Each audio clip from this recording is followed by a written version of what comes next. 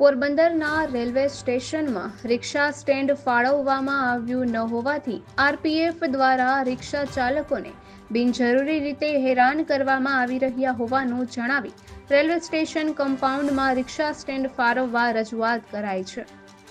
Porbandar taxi and રિક્ષા એસોસિએશનના હોદ્દેદારોએ railway station ખાતે અધિકારીને આવેદનપત્ર પાઠવી કરેલી રજૂઆતમાં જણાવ્યું છે કે રિક્ષા ચાલકો દ્વારા રેલવે સ્ટેશનની અંદર અલગ અલગ સમયે અને અલગ અલગ ટ્રેનોમાંથી આવતા પેસેન્જરોના ફેરા કરવામાં આવે છે.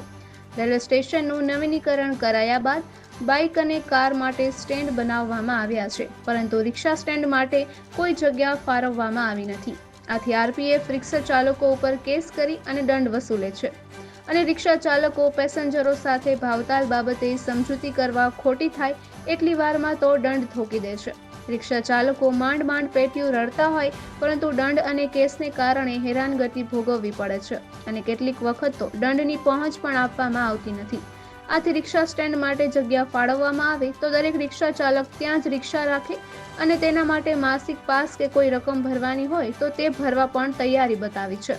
આથી વહેલી તકે યોગ્ય કાર્યવાહી કરવા રજૂઆતમાં જણાવ્યું છે. વિપુલ પોપટ, પોરબંદર ટાઈમ્સ.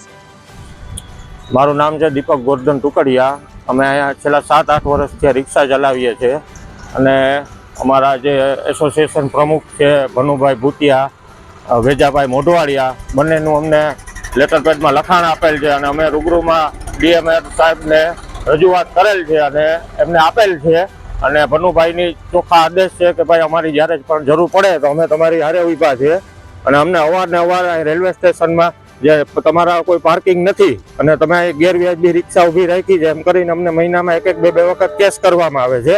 અને જ્યારે અમે ટ્રેન આવે તો ત્યારે કે તમે સહી કરી જાઓ, એટલે કે અમારાથી પેસેન્જરે લેવાતા નથી. એક તો મુશ્કેલથી આપણે ટ્રેનો અહીંયા 5-6 ટ્રેનો આવે છે અને જો આવી રીતે 2-3 ટ્રેનો નીકળી જાય તો અમારે સાંજે અમારું પેટ કઈ રીતે ગુજરાન કઈ રીતે ચલાવવું. અને અમને અવારનવાર 8થી 8-10 વર્ષથી અમે પહોંચો લઈએ છીએ અંદાજે, તો અમને હજી સુધીમાં કોઈ જાતની પહોંચ કે મેમો કે કોઈ જાતનું પ્રોપર આપવામાં આવેલ નથી.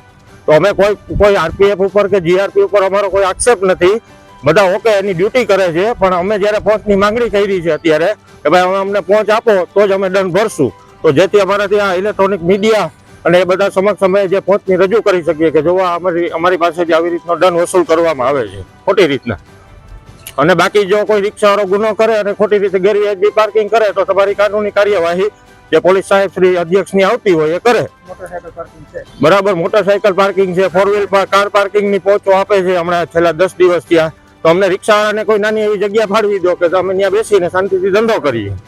બરાબર, અમારી બીજી કોઈ રજૂઆત નથી. અમારી ભાવનગર ડિવિઝન ડીઆરએમ સાહેબને એટલી જ રજૂઆત છે કે અમારા નાના માણસો માટે જોવો અને જો પોરબંદરમાં અમને એક રિક્ષા પાર્કિંગ આપવામાં આવે અને એવું હોય તો પે એન્ડ યુઝ આપો, જેમ આપણે એરપોર્ટમાં સુવિધા હતી કે ત્યાં કોઈ મંથલી પાસ નીકળે છે તો અમે એ રીતે પણ કરવા સ્વીકારીએ છીએ. એમ તો અમને જો મહિનાના અમને કોઈ ફિક્સ કરી દે કે એટલા પૈસા આપી દેવા, તમારો આ સ્ટેન્ડ છે. અને બાકી તો અમને પણ આભારી છે કે અમારું જે લાઈવ ટેલિકાસ્ટ કર્યું છે નિપુલભાઈએ, તેમનો ખૂબ ખૂબ ધન્યવાદ.